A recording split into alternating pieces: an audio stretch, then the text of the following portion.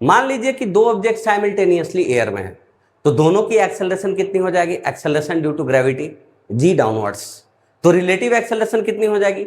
Zero, क्योंकि दोनों के एक्सेलरेशन बराबर है। अब जब रिलेटिव एक्सेलरेशन जीरो है, इसका मतलब रिलेटिव वेलोसिटी कांस्टेंट है। तो जिस टाइम इंटरवल में दो ऑब्जेक्ट साइमल्टेनियसली एयर में रहेंगे, उस टाइम पर रिलेटिव एक्सेलरेशन जीरो और रिलेटिव वेलोसिटी कांस्टेंट रहेगी। तो इस बात को हम यहां लिख ले रहे हैं।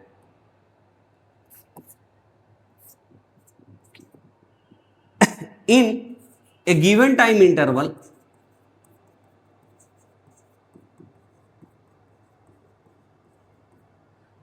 if two objects A and B are in air, then acceleration of both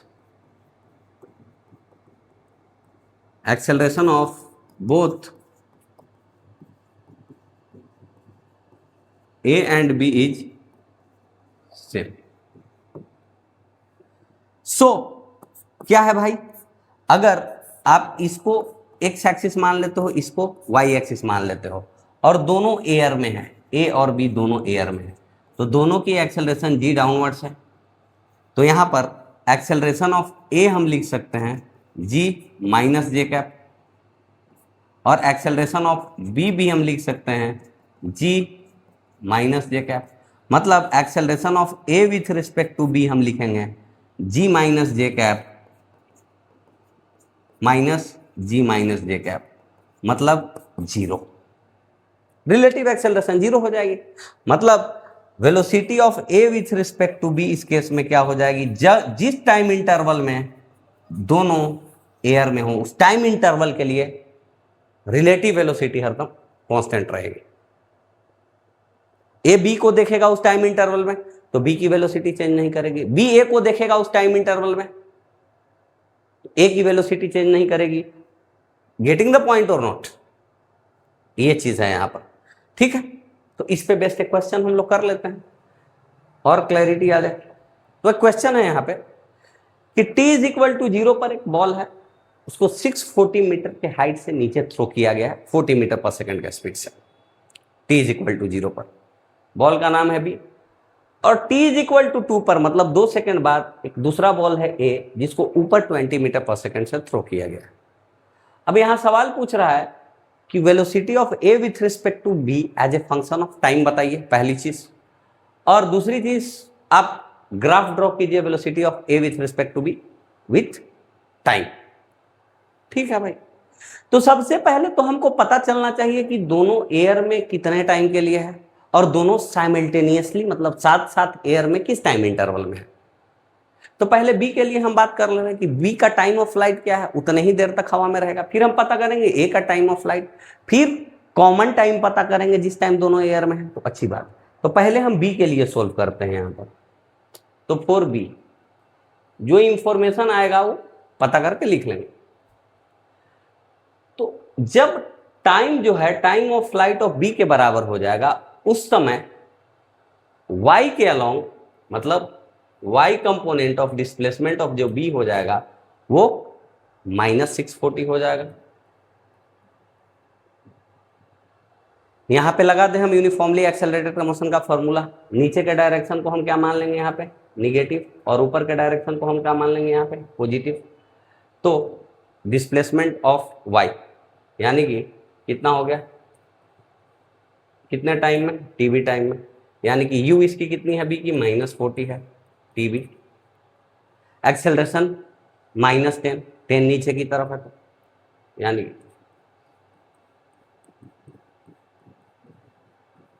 तो अब इसको अगर आप सोल्व कीजिएगा,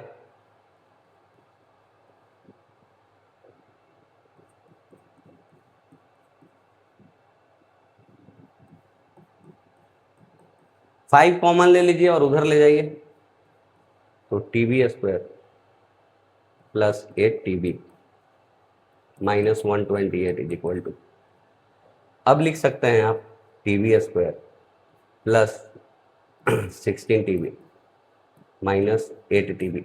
बैठ गया। इसको आप फैक्टराइज कीजिएगा तो TB plus 16 into TB minus 8 is equal to 0 आ जाएगा।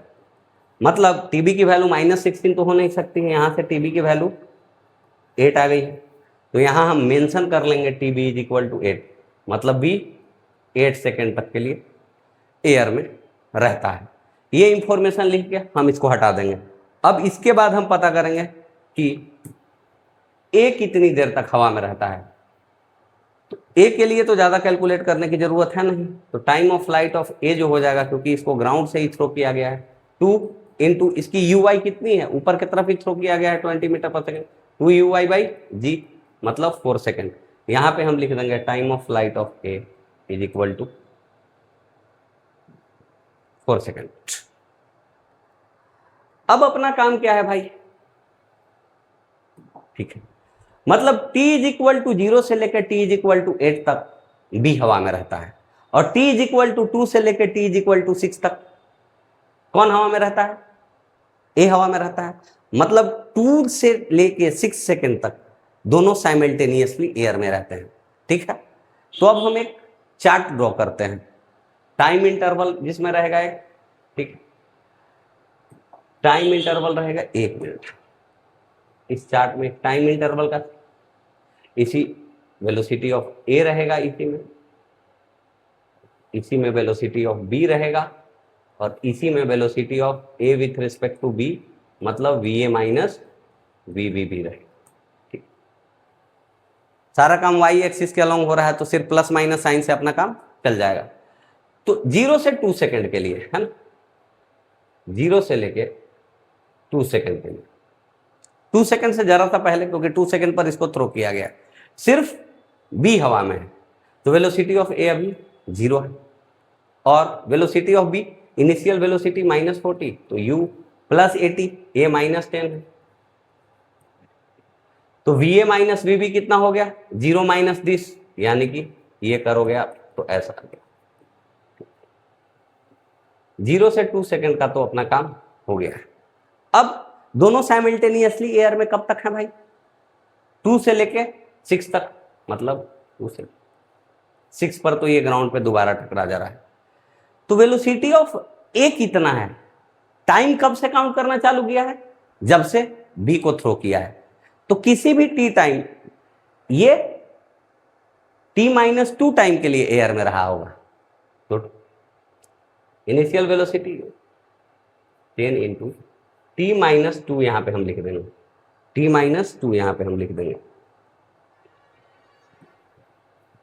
यहां पे हम t-2 लिख देंगे।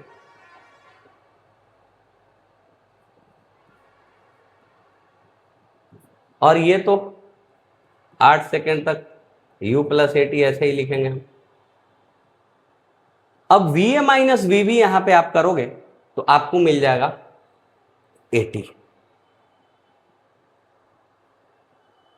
क्योंकि साइमल्टेनियसली एयर में है, यहां से भी अपने पास आ गया, तो भाई रिलेटिव वेलोसिटी 80 हो जाएगी, मतलब कांस्टेंट। अब t इज इक्वल टू 6 से लेके t इज इक्वल टू 8 तक क्या हो जा रहा है भाई, सिर्फ फिर से कौन चल रहा है, फिर बी ही चल रहा है, ए रुक जा रहा है, मतलब 0, -40 -10t, ये क्या हो गया, फिर से ये 40 प्लस 10t हो गया है। तो ये वाला कॉलम हम रहने देते हैं, बाकी सबको इरेज कर देते हैं और ग्राफ ड्रॉ कर लेते हैं, है कि नहीं, क्योंकि अब वी ए वी बी से तो हमको मतलब नहीं है, वी ए बी से हमको मतलब है कि नहीं। तो बाकी एक कॉलम रहने देते हैं, इसको आप देखते रहिए, और बाकी कॉलम्स को हम रब आउट कर देते हैं। तो यहां पर यहां हम ड्रॉ कर लेंगे एक एक्सिस जो बताएगा relative velocity of A with respect to B, और ये वाला एक्सिस अपना बताएगा टाइम। तो ये टाइम का एक्सिस हो गया, और ये एक्सिस बता रहा है velocity of A with respect to B. तो t इज इक्वल टू 0 पर रिलेटिव वेलोसिटी क्या था भाई, जैसे ही थ्रो किया गया t इज इक्वल टू 0 यहां पुट करो तो 40 आ गया, ठीक है। तो t इज इक्वल टू 0 पर ग्राफ यहां देखो 40 आ गया, ये वाला पॉइंट हो गया है 0,40, t इज इक्वल टू 0 पर रिलेटिव वेलोसिटी 40। अब ये किस टाइम इंटरवल के लिए था? तो टाइम इंटरवल याद ही होगा आपको, पीछे थोड़ा देख लीजिए, ये 0 से लेके 2 सेकेंड तक के लिए था। तो t is equal to just 2 से पहले तक लगभग 40 प्लस 10t, मतलब लगभग 60 के आसपास जाएगा, यानी लीनियर वेरिएशन है, स्ट्रेट लाइन का। यानी t इज इक्वल टू 2 से जस्ट पहले तक, क्योंकि 2 पर तो उसको थ्रो ही कर दिया गया है। यहां पे ग्राफ थोड़ा नहीं बनेगा, ठीक है, यहां पे ग्राफ थोड़ा हम नहीं बनाएंगे, यहां पे ग्राफ नहीं बनेगा, यहां पे खाली जगह रहेगा, खाली जगह को हम वॉइड मतलब वाइड से थ्रो कर दे रहे हैं, क्योंकि 2 पे उसको जैसे ही थ्रो किया गया है। तो यहां 2 से लेके 6 से थोड़ा पहले तक 80 है, मतलब ये ग्राफ जो होगा डायरेक्टली यहां से 80 पे पहुंच जाएगा, मतलब कुछ ऐसा हो जाएगा ग्राफ, ठीक है। कांस्टेंट हो गया भाई, इस एक्सिस को और ऊपर लेके चले जाओ, 80 पे जाके कांस्टेंट हो गया है, 80 पे जाके कांस्टेंट हो गया है, ठीक है, और ग्राफ को ऊपर ले जाओ। तो ये क्या है, यहाँ पे 80 है, अब तो क्लियर हो गया होगा तो है ना, ये 80 है, ये कितना सेकेंड 2 है, और 2 से लेके ये कब तक की बात है 6, उसके बाद फिर 40 प्लस 10t, मतलब जैसे ही t इज इक्वल टू 6 होता है तो t इज इक्वल टू 6 पर 40 प्लस 10 इंटू 6, मतलब 40 प्लस 60 100। फिर ऊपर वाले पार्ट को इसको थोड़ा हटाना पड़ेगा ताकि ग्राफ अपना दिख सके, इस वाले क्वेश्चन के पार्ट को मैं हटा दे रहा हूं यहाँ पर ताकि ग्राफ अपना यहाँ दिख सके। तो ठीक है भाई, ग्राफ दिखता रहना चाहिए, ये ग्राफ हो गया, मतलब जस्ट लीनियर वेरिएशन होगा और तुरंत यहां से ग्राफ 100 पे आ जाएगा, ये 100 हो गया, जस्ट 6 सेकेंड पे रिलेटिव वेलोसिटी 100 और फिर प्लस 10t मतलब स्लोप 10 ऐसे,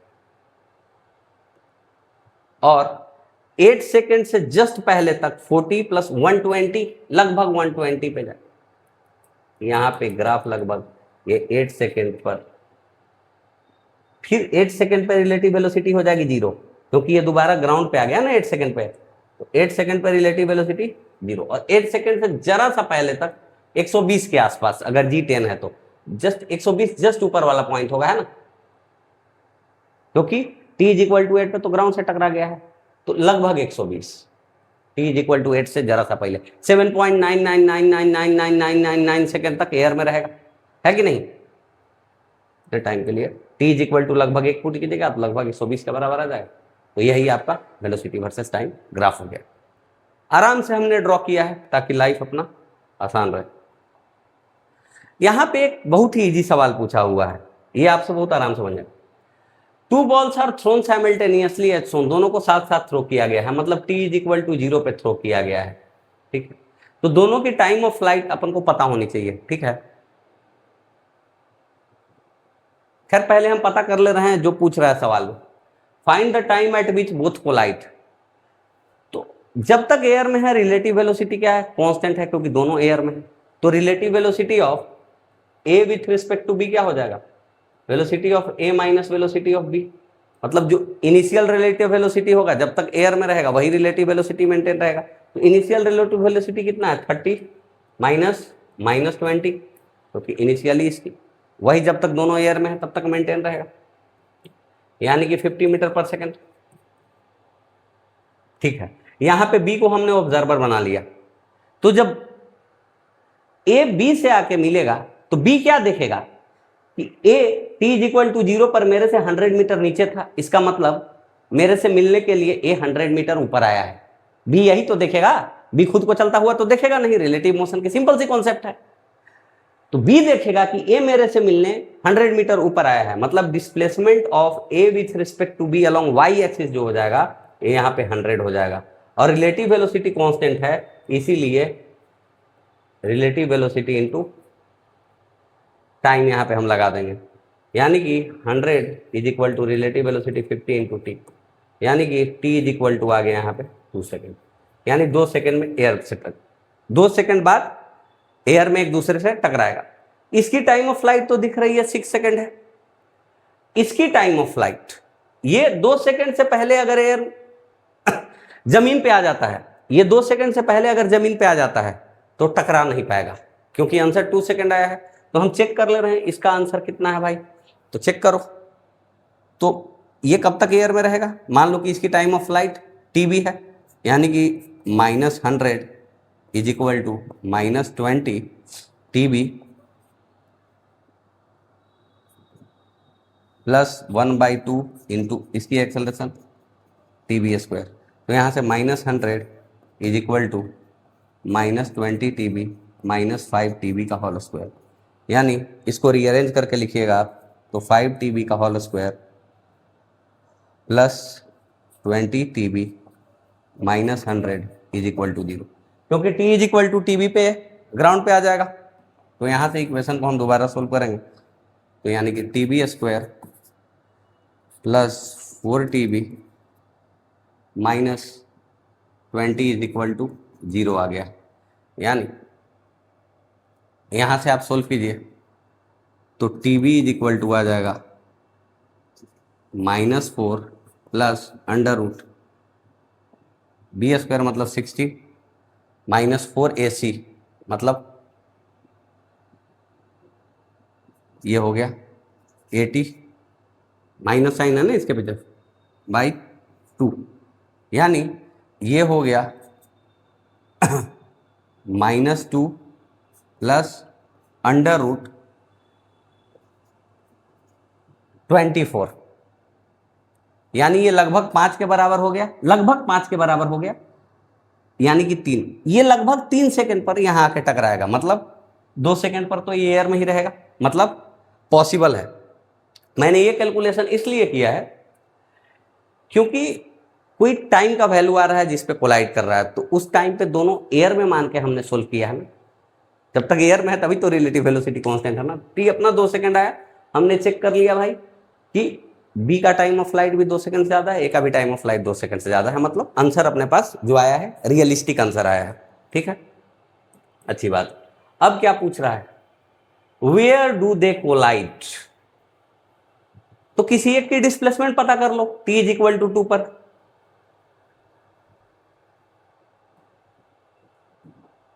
किसी एक की सेपरेटली डिस्प्लेसमेंट पता कर लो, तो एक ही हम पता कर ले रहे हैं डिस्प्लेसमेंट अलोंग वाई एक्सिस। ए के लिए हम लिखते हैं इक्वेशन यहाँ पर वाई के अलोंग डिस्प्लेसमेंट, इनिशियल वाई यहाँ 0 मान लो, तो इसके लिए वाई जो हो जाएगा वो हो जाएगा 30 इंटू 2 सेकेंड पे 2, 1/2 ए मतलब -5t स्क्वायर सिंपली लिख सकते हैं हम, यानी 60 -20 यानी कि 40, यानी ये 40 मीटर के हाइट पे रहेगा। इसका मतलब है कि यहाँ पर कहीं 40 मीटर के हाइट पे दोनों टकराएगा। फिर से वेरीफाई कर लो, u t plus half a t square, half a -5 आ जाएगा क्योंकि हाफ इंटू -10, इतना समझ में आ गया। 60 -20 इक्वल टू 40, यानी कि यहाँ से 40 मीटर, ये तब तक 60 मीटर चल चुका होगा।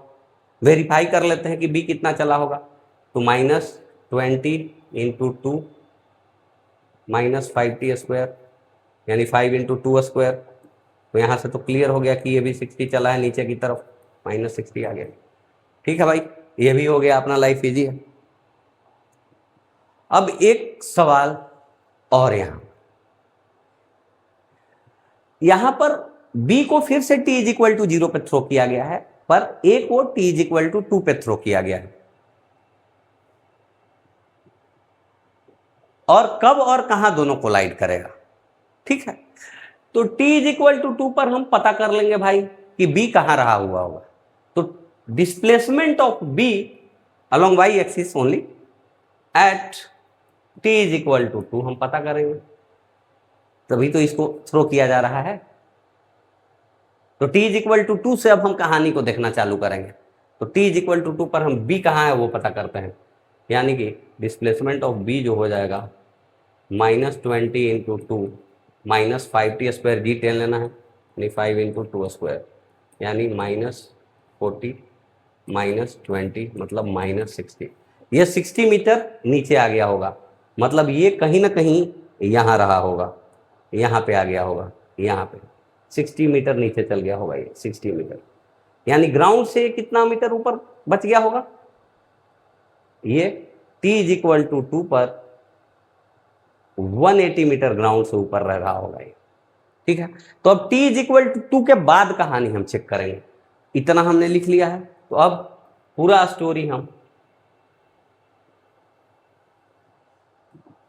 माने यहां हम स्टोरी क्या लिखने वाले हैं, फॉर t ≥ 2।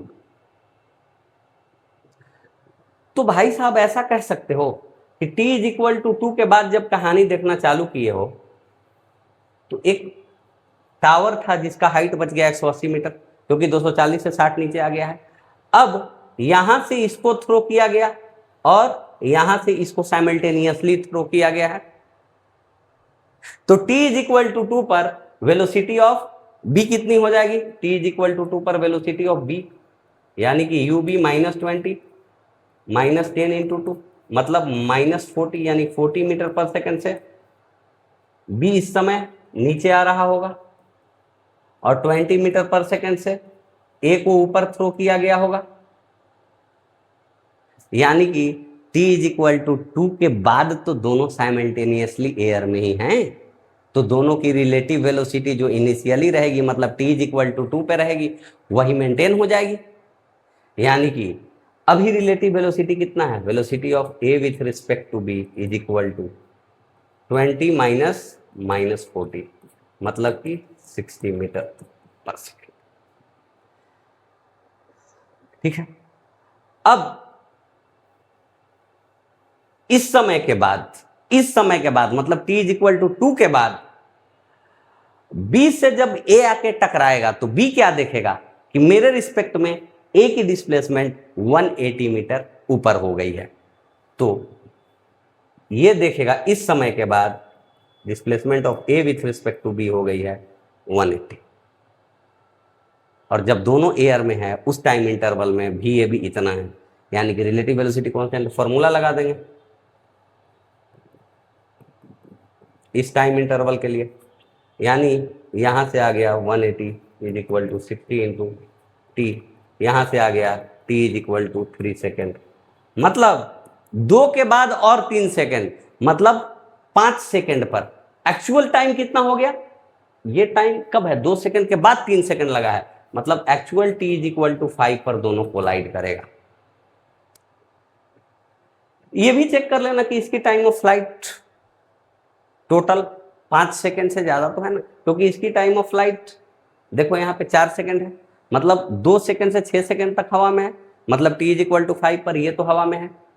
इसको एक चेक करना है हमको, है कि नहीं, तो हम चेक कर ले रहे हैं, हर काम यहाँ पे हो जाएगा, यानी t = 5 पर उसकी पोजीशन चेक कर लो इसकी, यानी कि -20 इंटू 5 -5 इंटू 5 का स्क्वायर यानी -100 -125 मतलब -225, यानी t = 5 तक के 225 मीटर नीचे आ गया होगा, यानी ग्राउंड से 15 मीटर ऊपर टकराएगा।